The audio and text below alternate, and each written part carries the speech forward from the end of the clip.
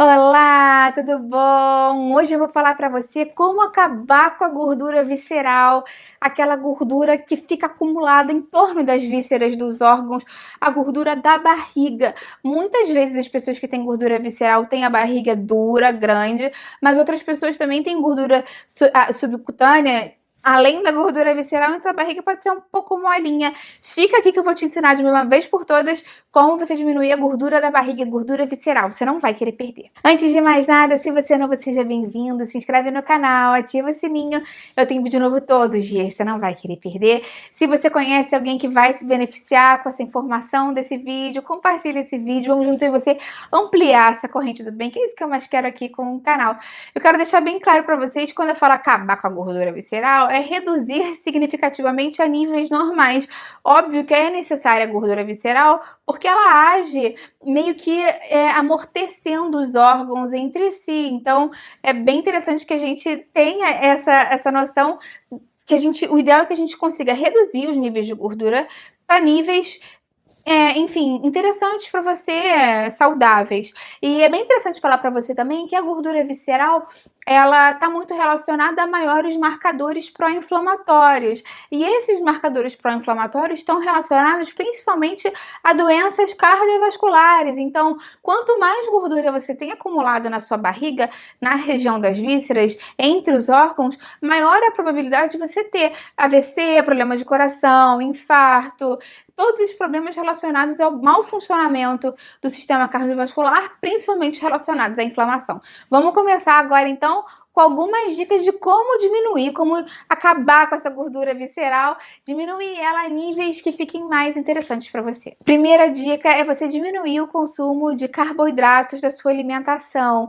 Claro que, em primeira abordagem mais clássica, seria você pensar em fazer uma dieta pobre em carboidratos, como uma low carb, ou até mesmo uma dieta cetogênica. Inclusive, estudos já comprovaram que esses dois tipos de abordagem nutricional realmente conseguem depletar muita gordura visceral de dentro da cavidade abdominal, o que é muito interessante. Mas, de qualquer forma, pode ser muito radical para algumas pessoas. Se você não conhece mais sobre esses dois tipos de alimentação, eu vou deixar na descrição do vídeo vídeos que eu já gravei falando mais sobre dieta low carb e dieta cetogênica. Mas, só para te explicar, é realmente consumir o mínimo possível, uma quantidade super baixa de carboidratos e uma quantidade normal de proteínas e aumentar a fonte de gorduras boas. Se isso para você acabar sendo um pouco difícil de seguir, né, na sua rotina, por preferência pessoal, lembra que você pode optar por carboidratos de baixo índice glicêmico, que tem uma liberação de glicose mais lenta e não dão picos de insulina, porque na verdade o pico de insulina favorece o acúmulo de gordura abdominal.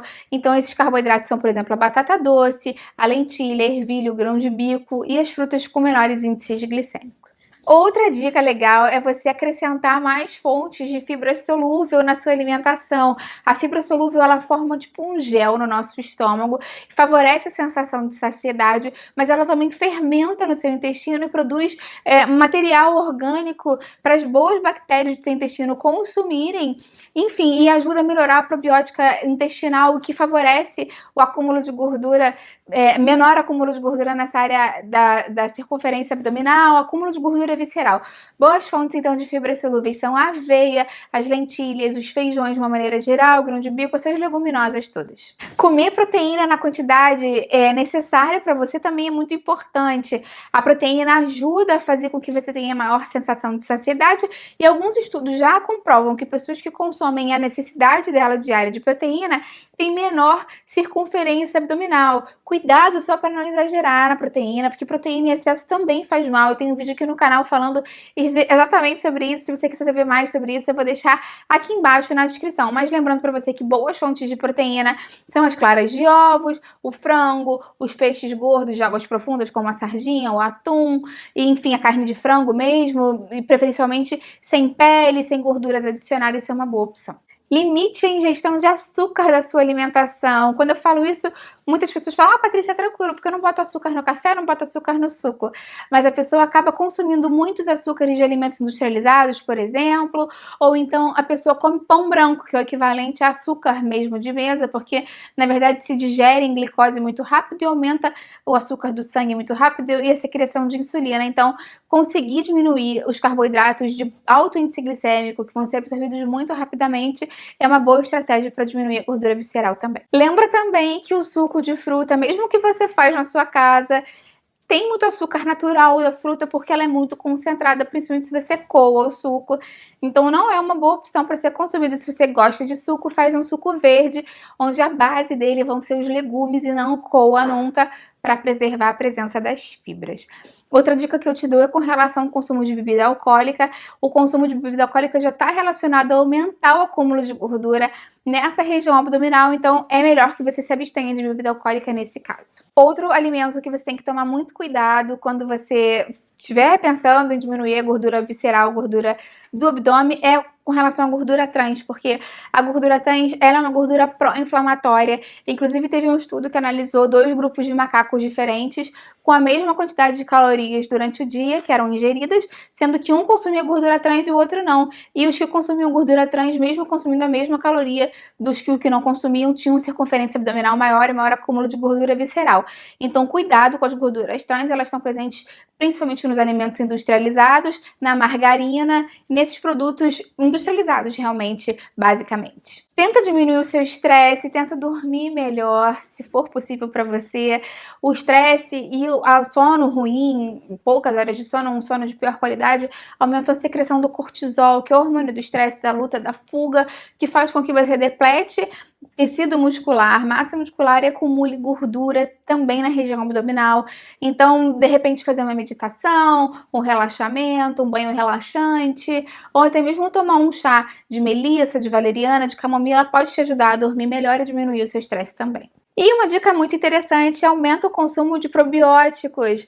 Os probióticos, na verdade, são os micro-organismos saudáveis com que a gente coloniza o nosso intestino para ter uma melhor função dele. Eu já te falei que o bom funcionamento intestinal está relacionado a um menor acúmulo de gordura na região abdominal, então consumir mais probióticos vai poder te ajudar nesse sentido.